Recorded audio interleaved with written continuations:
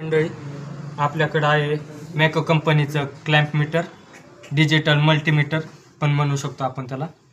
तर आज आपण बघणार आहोत एका वायरची कंटिन्युटी चेक कशी केली जाते. तर आपल्याकडे आहे फॉल्टी वायर आणि एक अखंडित वायर आहे. तर पहिलं आपण आधी काटा सेट करून घ्यायचा कंटिन्युटी पर. नंतर सेट झाला, आधी मीटर चेक करून घ्यायचं.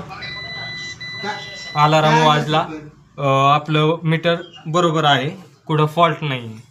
तर आपण काय करायचं, एक वायर वायरच्या एका टोकाला आणि हे दुसऱ्या टोकाला लावून घ्यायचं.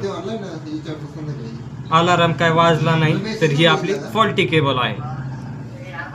आणि दुसऱ्या वायरची चेक करू आपण.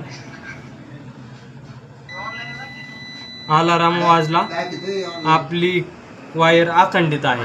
तर या प्रकारे आपण कंटिन्युटी वायरची चेक करतो. ओके, धन्यवाद. आमच्या चॅनलला सबस्क्राईब करा, लाईक करा, शेअर करा. थँक्यू.